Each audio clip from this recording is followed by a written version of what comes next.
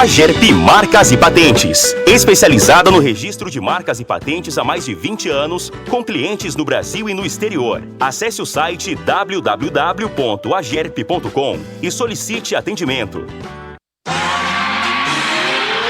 Rádio Esporte Serra, a emoção do futebol.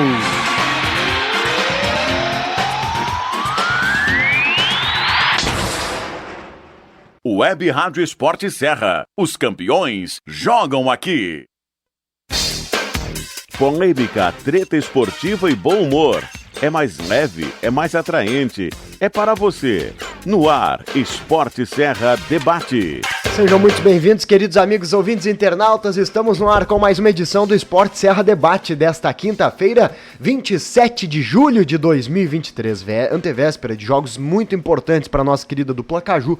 E é claro que este será o assunto a partir de agora aqui no nosso debate. Seja bem-vindo ao canal da Esporte Serra no youtube.com/esporteserra ou então você que está nas outras plataformas também. Aliás, se você está no YouTube, não esqueça de se inscrever aqui no canal da Esporte Serra e deixar o seu like. E também, se for possível, considere tornar-se membro aqui do canal da Esporte Serra. Já temos aqui os nossos debatedores desta quinta-feira, Ali Vanin, para nossa alegria, né? Sempre é difícil de ter o Ali nas noites, enfim, hoje a gente consegue ter o Ali aqui presente conosco. E também o Claudenir Mota, por quem eu começo? Ali, com a sua licença, vou começar pelos mais velhos. Claudenir Mota, seu destaque inicial, seja muito bem-vindo ao Esporte Serra Debate, tudo bem? Boa noite, William e Ali, boa noite ao nosso querido ouvinte internauta, tudo tranquilo aqui no Estúdio 2 da Esporte Serra e hoje o nosso debate derradeiro da semana e vamos levar todas as informações para esses jogos importantíssimos da nossa dupla Caju neste fim de semana. O Caxias começando a segunda fase da Série D com o grande sonho de subir para a Série C 2024 e o Juventude iniciando o segundo turno do Brasileirão da Série B. É isso. Boas coisas para nós falarmos. Ali Vanin, seja bem-vindo. Tudo bem, Ali? Tudo bem, William? Tudo bem, seu Claudenir? Satisfação estar com os amigos novamente. E assim como foi o debate de terça que eu pude ouvir, né? Eu acho que os debates dessa semana eles têm uma característica. Eles falam de um fechamento de um ciclo, né? No caso do Caxias, da fase de grupos, do Juventude do primeiro turno, e da perspectiva do que vem pela frente. Então, no caso do Caxias, o bicho já vai pegar agora, é mata-mata. E no caso do Juventude, ele precisa arrancar bem nessa retomada de turno, porque são adversários diretíssimos para quem almeja o acesso, né? Hoje, pela primeira vez, desde que começou o campeonato, eu acessei o site lá da Universidade Federal de Minas Gerais, que faz as possibilidades e probabilidades, para dar uma olhada que eles estavam falando sobre chances, né? E do Caxias, só antes da gente voltar no assunto, um duelo de equipes tradicionais, né? Quem gosta de futebol já ouviu falar da Inter de Limeira, né? Não tem nada de novo, né? A equipe é acho que mais que centenária também, né? E o Caxias é outra das equipes de tradição do futebol brasileiro, então é um confronto de grife para a Série D e que só um vai passar, né? É assim a história de um mata. É isso. Ali, sabe que eu tenho te dado alguns méritos aqui daquelas coisas mais fixas, assim, das tuas ideias. Bom, primeiro que tu perdeu, conseguimos, né, quebrar o teu tabu. O Juventude venceu sem a tua presença na cabine diante do Ceará. Isso foi muito importante. Mas alguns méritos que a gente tem trazido, até na terça-feira eu falei. Primeira afirmação de David da Hora, né? O Juventude melhorou muito a partir da entrada do David da Hora e a gente tem percebido a falta que o David faz quando não está em campo. E essa é uma observação que tu já fazia de longa data, que o David era de fato o melhor atacante que o Juventude tem no elenco, apesar dos seus erros, apesar das suas limitações, às vezes das suas decisões erradas, mas ele ainda é o melhor atacante do Juventude, e a gente percebe isso ainda mais quando ele não está em campo, né? Porque faz falta. Então esse é um mérito de algo que você já tinha falado, seu Ali Vanin. Dentre outras coisas que tu tem acertado bastante, então é por dever de justiça, estamos aqui a reconhecer, né? Mas, meus amigos, o Juventude joga antes, né? O Juventude joga sábado, às 13h30, lá no estádio do Comercial. O jogo não será no estádio do Botafogo, que tem um show lá. Vai ser no estádio do Comercial, mas é em Ribeirão Preto também. E o Caxias joga às 4h. Então vamos pela ordem cronológica das coisas, vamos começar a projetar o jogo do Juventude, né, Claudenir? Na terça-feira a gente avaliou a importantíssima vitória nesse encerramento de turno. O Ali falou que realmente começa um novo ciclo e tal. Eu queria que tu falasse, Claudenir, da tua expectativa para esse Juventude Botafogo. Bom, para começar, né, o Juventude perdeu para o Botafogo na sua estreia, jogando dentro do estádio Alfredo Jaconi. Então já tem uma questão matemática aí, o Juventude já precisa compensar na tabela essa derrota sofrida dentro do Jaconi. Por outro lado, o Juventude precisa pontuar mais do que pontuou no primeiro turno, também, isso é óbvio, né, porque se o Juventude repetir 30, ele chega a 60 e está se projetando em torno de 64, ou pelo menos 64, né, no mínimo, para se classificar. Hoje precisaria quase 70, mas a gente ainda crê piamente que essa necessidade possa cair diante do que historicamente tem sido o segundo turno. Cai a necessidade, aumenta o número de empates e tudo mais. Então já começa por aí essa necessidade de pontuar para o Juventude, né, Claudenir? Mas não tem o Nenê, que está suspenso. Jogar em Ribeirão, mesmo não sendo no Santa Cruz, é sempre muito difícil. Então, seu Claudenir Mota, quero te ouvir a respeito da tua projeção aí. Depois eu vou passar a bola pro Ali também, dessa projeção de Juventude e Botafogo de Ribeirão Preto, o jogo que o Claudenir vai narrar às 13h30 do próximo sábado aqui na Sport Serra. O Juventude, então, inicia a sua caminhada nesse segundo turno da Série B. E só voltando um pouquinho no tempo, William, até o Ali tocou nesse assunto muito interessante dos jogos que tivemos nesse fim de semana e já debatemos na terça-feira, as circunstâncias assim idênticas que aconteceram nas duas jornadas esportivas que a gente fez, né? No Centenário e no Jaconi. Foram jogos muito complicados para a dupla Caju, foram jogos decisivos, a última rodada, né, do Caxias na Série D na primeira fase e a última rodada do Juventude, primeiro turno do Brasileirão. E os primeiros tempos das duas equipes com muitas dificuldades e os segundos tempos decidindo e vindo as duas vitórias da nossa dupla Caju. Muito interessante esses detalhes, né, os gols decisivos quase que no final das partidas. Mas então agora falando diretamente desse jogo de início do Juventude nesse segundo turno. Tem aí o Botafogo de Ribeirão Preto como adversário.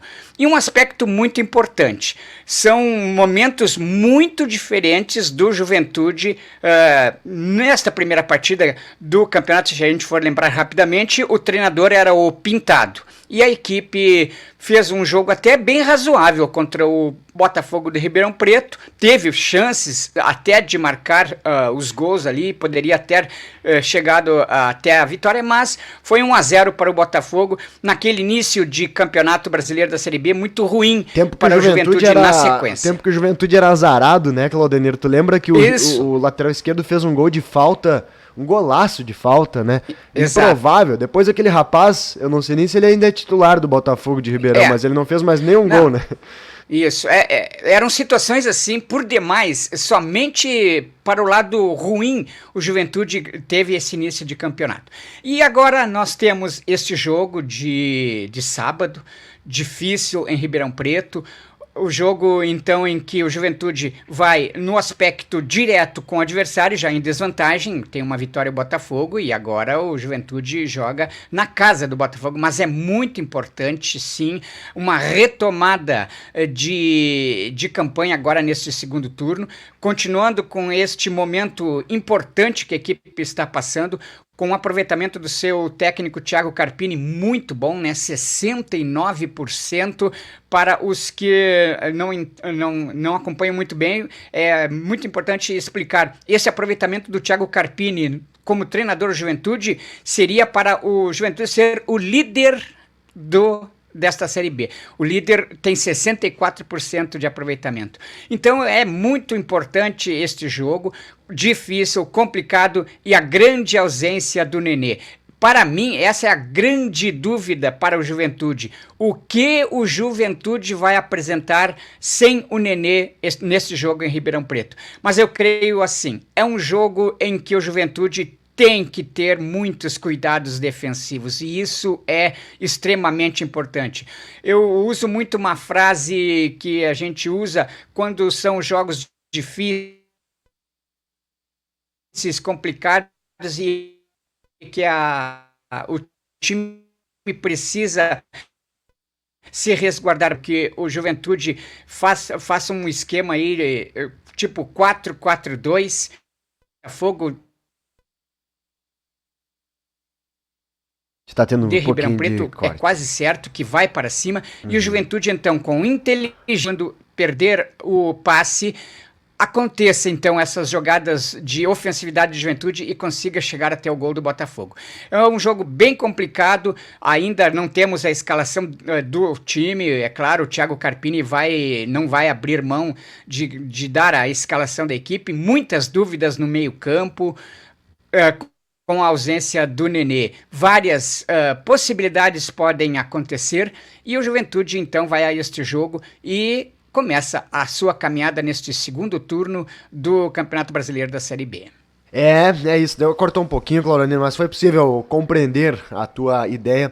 Claudionir, que é um Juventude mais resguardado, né? Até pela ausência do Nenê. Essa é uma grande dúvida, de fato. Olha, o Juventude vive do Nenê, depende do Nenê. Isso é muito bom, né? Muito pior se não tivesse o Nenê, né, gente? Aí o Juventude ia depender de quem, né? Então que bom que tem o Nenê, ele acrescentou demais. Foi a grande mudança, além do Thiago Carpini, em relação ao Juventude do Gauchão. O Nenê transformou esse time do Juventude. O Nenê é responsável pela grande maioria dos pontos conquistados pelo Juventude, seja com os gols, seja com as assistências, seja por estar em campo, porque ele preocupa o adversário, né? Não fez nem gol nem assistência no último jogo, mas simplesmente cavou o pênalti aos 44 do segundo tempo. É uma assistência, né? É uma assistência. Então, cara, não é desnecessário apontar a importância do Nenê, não só para o Juventude, como para qualquer clube que ele estivesse defendendo. Tanto é que o Vasco tá lá lamentando que gostaria de ter o Nenê na Série A, e do jeito que o Nenê anda bem fisicamente, jogando 100 minutos em mesma intensidade, cavando pênalti, driblando os caras aos 50 do segundo tempo, eu acho que o Nenê faria diferença até na Série A, né? Ele é uma exceção, o Nenê não é a regra, né? Um jogador de 42 anos que faria sim a diferença até na Série A, justamente porque ele é uma exceção, ele é muito diferente, né? Então não tem como atenuar, né, Ali, a ausência do Nenê para esse jogo de sábado. Mas resta a nós aqui, principalmente ao Carpini, é claro, debatermos aqui e o Carpini tomar a decisão de quem ele vai colocar no lugar do Nenê. O bom é que ele tem algumas opções, ele ganhou algumas opções. Daqui a pouco ele pode até inventar, voltar a botar o Dani Bolt na lateral direita e o Reginaldo numa segunda linha mais avançado, ele pode fazer isso. Ele pode fazer um falso 9, botar o Fábio Gomes dentro da área e trazer o Rodrigo Rodrigues para fazer pivô ali entre linhas onde que joga o Nenê. Ele pode fazer o mais simples, que é o que eu faria, que é só adiantar o Matheus Vargas, que embora seja o número 8, tem um pouco de característica. Eu acho que no elenco do Juventude é o que mais teria característica para jogar entre linhas de meia ali, de costa, fazendo um passe curto e tal, né? Não se compara com a qualidade do Nenê, mas acho que é um atleta, o Matheus Vargas, que faria essa função. Não sei, tem várias possibilidades, botar mais um volante, talvez botar até 3 zagueiros, ele já fez isso em outras vezes. Tem várias possibilidades, tem opções, o David da Hora tá voltando, né, firme agora da lesão, o Giovani tá à disposição, tem algumas alternativas, Ali. Então quero te ouvir sobre a projeção do jogo e claro, né, nessa grande questão, o que fazer para substituir Nenê? Antes de falar do jogo, quero rapidamente falar um pouquinho sobre o Botafogo, né? Que silenciosamente teve uma retomada na competição muito forte, né? Nos últimos 5 jogos são 4 vitórias, ele tem um jogo a menos que o Ju na competição e já tem a mesma pontuação, né? Tem 30 pontos. Aliás, essa é a melhor campanha da história de um turno do Botafogo de São Paulo. E também passa pela Casa Mata, não tem como ser diferente. O Botafogo foi atrás do Marcelo Chamusca, que é um treinador com muita experiência, com 3 acessos na carreira, né? Já subiu o Salgueiro da D para C, subiu o Guarani da C para B e subiu o Ceará para a elite, né? Então, assim, é um treinador que chegou, acho que há pouco mais de um mês ali e mostrou a que veio, e eu acho que foi uma decisão bem acertada por parte da diretoria do Botafogo. Então, assim, de bobo o time não tem nada, o interior de São Paulo sempre merece o nosso respeito, a gente depois vai poder falar sobre o Caxias também, só que no caso do Botafogo ele teve uma retomada no estilo que o Carpini propôs ao Juventude, o Chamusca conseguiu em relação ao Botafogo. Então, assim, são números muito, muito significativos. E aí, falando do confronto sobre o Juiz, já pensando no adversário, o Carpini ele inventou bastante coisa ao longo de várias rodadas. E olhando agora, eu tenho a sensação que ele inventou porque o adversário, ele temia menos os adversários, sabe? E aproveitou aqueles momentos de adversários mais frágeis, onde ele até deixou de ganhar jogos muito ganháveis, inventando um pouquinho ali, especialmente no meio campo. No jogo contra o Ceará, ele sabia que o osso era duro, né? E o que ele fez? Simplificou ao máximo, não foi para o confronto inventando nada. Talvez alguém que ele poderia ter usado como equipe titularíssima do Juventude, talvez fosse o Mandaca, mas ele não tinha condição clínica para isso. Então, ele realmente fez o que havia de mais simples e acabou resultando de maneira positiva. E aí, segundo tempo do jogo contra o Ceará é uma amostragem que o Juventude até aquele momento não tinha na competição. O Juventude tinha substituições a fazer, né? Que era algo que a gente batia muito nas transmissões, nos debates, né? Até então, as substituições que o Juventude tinha, especialmente para trocar o questionado David da Hora ou algum desses outros jogadores, sempre era por opções piores. Sempre. E nesse jogo contra o Ceará, ele passou a ter boas alternativas. Antes do jogo, a gente falou ali no grupo, né?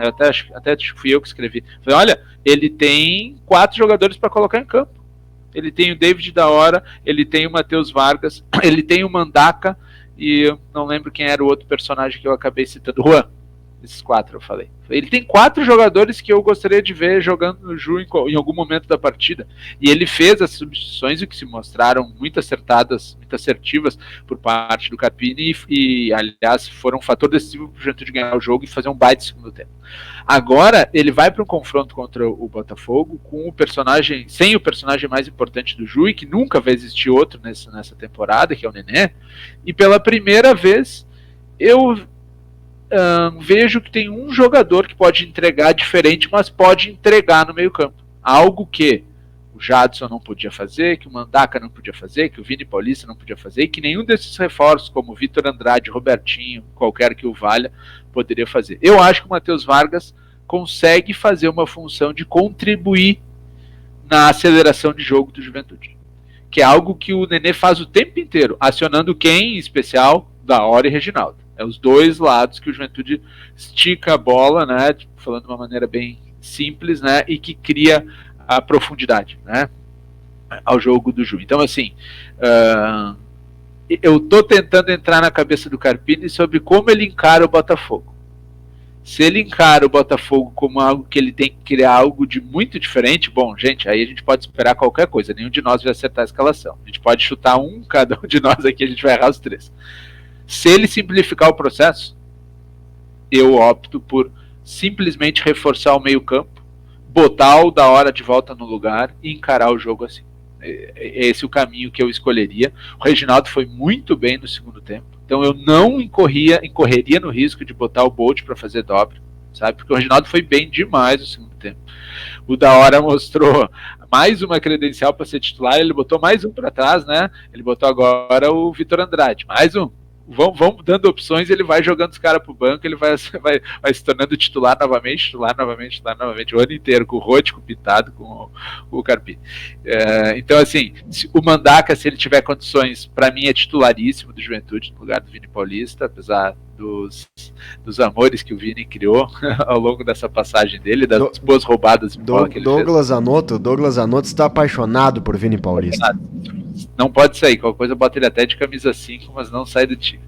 Mas assim, mesmo assim, né, respeitando os bons jogos que ele fez, gols e as roubadas de bola, aliás, essa roubada de bola que o Vini Paulista faz era uma coisa que eu adorava fazer no Futebol 7, adorava, roubar essa bola e pegar o volante ou o zagueiro meio surpreender, né? Eu gostava muito de fazer isso aí. Acho que é uma coisa velhíssima no futebol e que funciona pra caramba. O cara tá de costa, recebe do goleiro, né? Tu dá aquele bote ali, quando o cara se liga, já perdeu a bola e aí tu já recupera na frente do goleiro, né? Que aliás, né, é algo que o Juventude tá pedindo pra levar gol e nesse caso tomou o gol e foi anulado, né? Por favor, gente, chega, Thiago Couto, pelo amor de Deus, estica essa bola para frente. Jean Irmer, não dá para tu receber de costas, vai entregar o ouro novamente, assim, aproveitar o ensejo para falar, mas para mim fortalece o meio campo, David da Hora titular, se possível volta Mandaca e faz Jean, Jadson, Mandaca e Matheus, e vamos firme pro confronto lá. Tem coisas positivas, olhando sempre o copo meio cheio, né? Coisas muito positivas. Primeiras opções, né? Eu tenho falado muito que a janela decide acesso, porque é a hora das contratações, e o Juventude se reforçou bem. Também deu um pouquinho de sorte, que é bem a volta dos jogadores lesionados, né? Ganhou a opção do Giovani, agora recupera-se o David da Hora, não foi uma lesão nada grave, o Mandaca está se recuperando, recuperou-se, né? Então, as opções aumentaram, isso é muito positivo.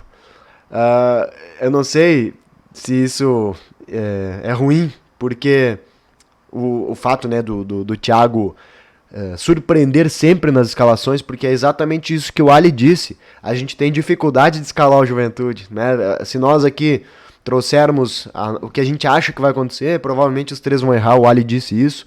E se fôssemos em 5, provavelmente 5 errassem, porque são muito surpreendentes as escalações do Thiago. Contra o Ceará, acho que foi a primeira vez que o Thiago não surpreendeu, que ele foi pelo simples, que modestamente é a minha preferência, né? E talvez eu tivesse perdido alguns jogos que o Thiago ganhou por ter sido simples. O Thiago, nessas escolhas incomuns, ele ganhou muitos pontos pelo Juventude.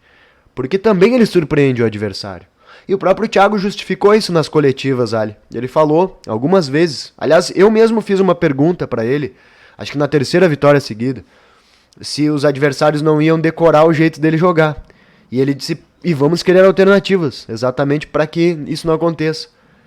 E aí é um mérito dele. Ele criou alternativas, ele surpreendeu com o Vini Paulista como volante, ganhou o jogo assim, lá, tanto do Londrina quanto do Vitória aqui, com o Vini de volante roubando bola. Surpreendeu com bloco alto, surpreendeu com 2 laterais, só que às vezes nessas invenções ele se atrapalhou também. Contra o ABC ele se atrapalhou, contra o Ituano ele se atrapalhou, faz parte, né? Quando tu aposta e tu vai trocando, primeira coisa, tu não vai ter entrosamento, agora olhando o copo meio vazio, né? Tu troca as escalações, tu não vai ganhar muito em entrosamento, vai depender de sempre encaixar, e nem sempre vai encaixar, então... Tem um lado bom e um lado ruim, né? Dessas surpresas de Carpini. Eu lembro bem dessa tua pergunta, que aliás é uma pergunta que se tornou recorrente a resposta dele sobre isso, né? Porque quando ele mexia no time, vinha uma pergunta sobre isso, ele recorria àquela resposta, preciso criar alternativa, a gente já estava sendo estudado, e as invencibilidades, mesmo com o empate, que é algo que ele valoriza bastante, dão ainda mais confiança em ele experimentar, né? Porque experimentou, não ganhei do ABC, mas não perdi, né? Então aquilo vai trazendo, só que o que percebe-se é isso, que eu acho que ele encara individualmente os jogos, né? E deu para ver contra o Ceará, né? Ali ele não quis experimentar, foi nada, porque não podia, não tinha espaço. E tu vê que tem o lado ruim disso, que o Ceará, por estudar bastante Juventude, em determinado momento do primeiro tempo, ele encaixa bem certinho a marcação alta, começa a roubar a bola a todo instante do Juventude. Dava pra ver que o Ceará tinha estudado isso, porque não só o bloco da marcação tá alta, como a zona de pressão tá certa. O Ceará dobra no cara que vai errar o passe, que é ou o Jean Irmer ou o goleiro, né? Dá pra ver que eles tinham isso na ponta da língua. E aí vem o ônus de tu não inventar, né? O Thiago vai simples, reprisa uma escalação, reprisa um jeito de jogar. Pra mim é o ideal, ele ganha o jogo por isso, só que o ônus é que o Ceará sabia como fazer para brecar isso, né? É isso. E o Guto é um baita treinador, né?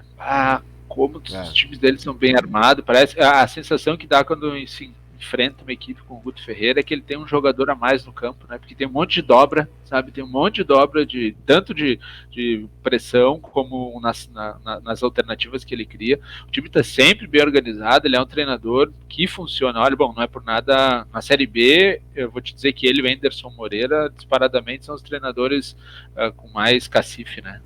O que reforça... também penso... O que reforça, só para fechar, Claudemir, a surpresa em relação à campanha ruim do Ceará, né? Porque tem um bom elenco, tem um bom treinador e as coisas não estão acontecendo pro Ceará, Claudemir. O nosso pensamento aqui no debate parece que praticamente é o mesmo. Eu também tenho uma leve impressão de que o Carpini vai inventar, sim, vai fazer de novo surpresas na sua escalação, exatamente por esse aspecto que o William acabou de falar. O Ceará estudou muito bem a atuação do Juventude para fazer as suas jogadas e com a inteligência do seu treinador conseguiu complicar bastante. E o mesmo está acontecendo agora por parte do pessoal do Botafogo de Ribeirão Preto. Com certeza eles estudaram muito este jogo contra o Ceará.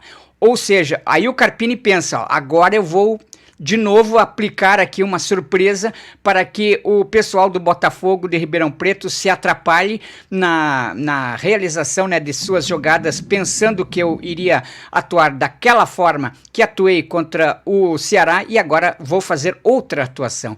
Então, realmente é muito interessante, né, esse aspecto. Ele tem a favor dele o argumento, né? Quando perde o Nenê, tu cria o direito de inventar. Automaticamente vai ter que abre inventar. Muitas possibilidades, né? E concordo rapidamente, William, com o Ali sobre o meio campo. Para mim também, o meio de campo do Juventude para esse jogo seria Irmer, Jadson, Mandaca e o Matheus Vargas. O Denir às vezes chama o Carpini de professor Pardal e é fato, ele é o professor Pardal. Eu acho que ele volta. Só que ele é o professor Pardal diferente dos outros. Normalmente o professor... Com sorte. O professor Pardal normalmente dá errado. E ele tem um pouco de sorte também e muito de competência também. Claro, as invenções dele deram certo, né? O Vini Paulista quebrou um belíssimo galho ali como volante quando o Juventude não tinha um jogador da posição. A ponto do Jean Irmer ir pro banco, né? Que eu acho que foi um erro, mas aconteceu. Porque o Vini tava bem, essa é uma invenção do Thiago Carpini. Algumas vezes deu certo, outras vezes não, como eu falei anteriormente. Essa questão da sorte, ela é muito importante, né? Abri o programa falando do azar que o Juventude teve naquela derrota para o Botafogo. O Carpini, quando ele tira o Jean Irmer e coloca o Juan, eu falei na jornada, eu faria o mesmo, sabe, Ali? Ele foi pro tudo ou nada.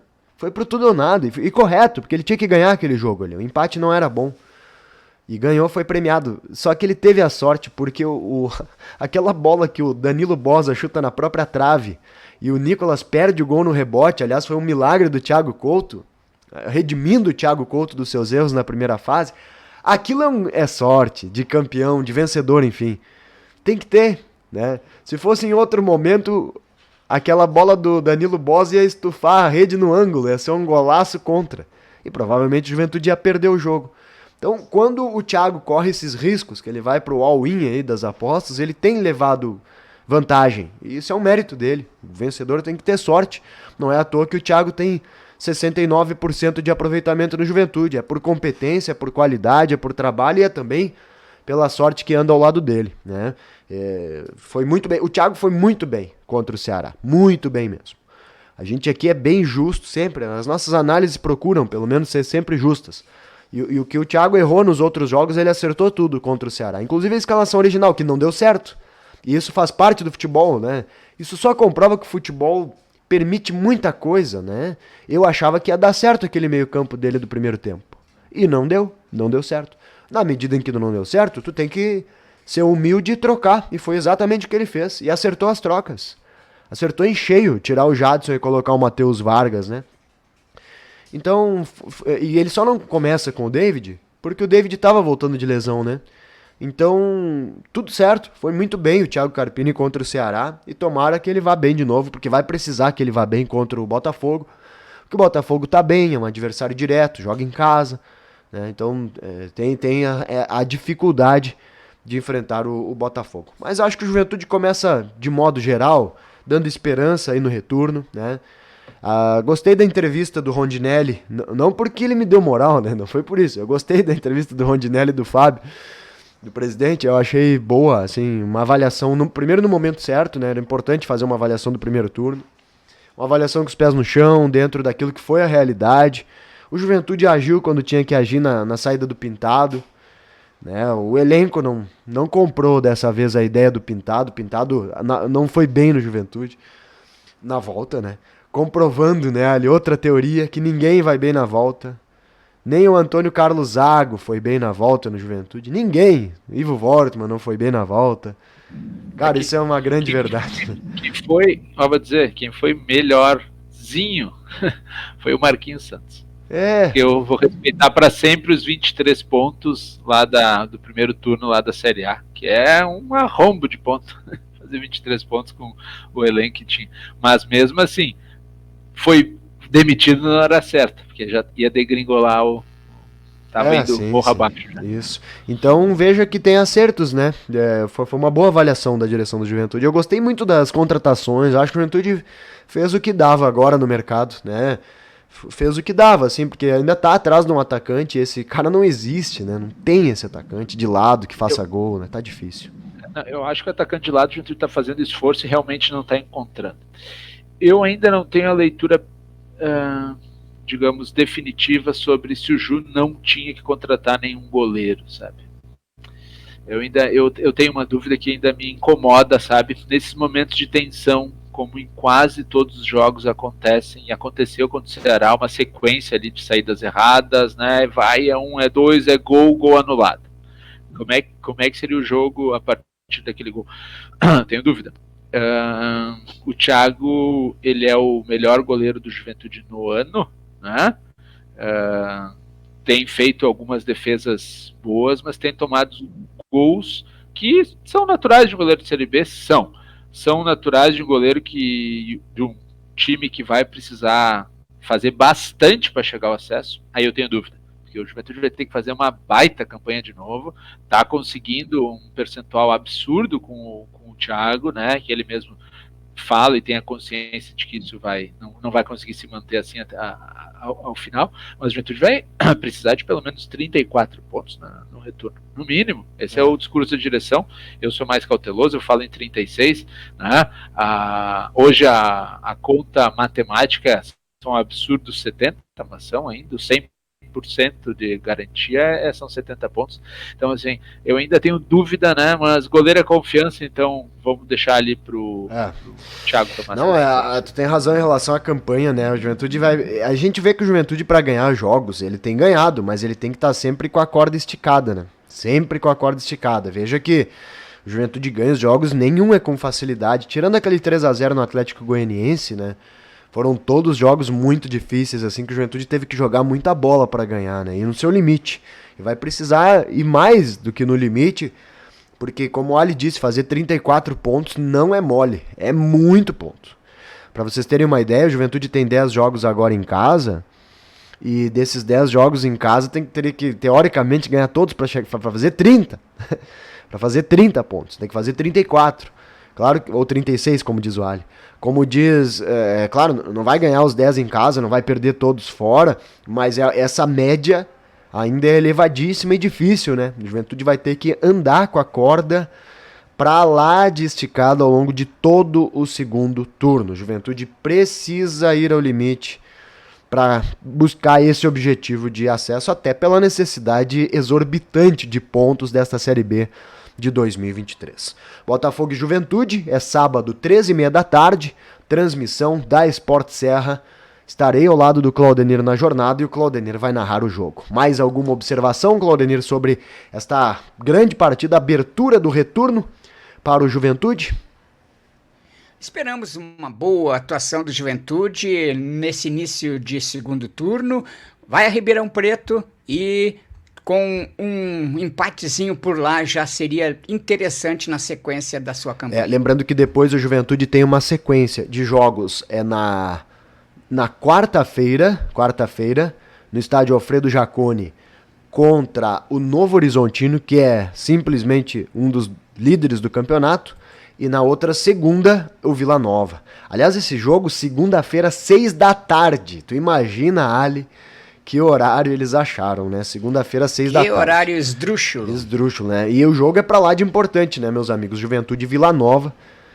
Vem aí uma sequência, assim, ó, muito importante para o Juventude. Botafogo, Novo Horizontino e Vila Nova, os dois últimos dentro do estádio Alfredo Jaconi. A gente vai ter tempo para falar.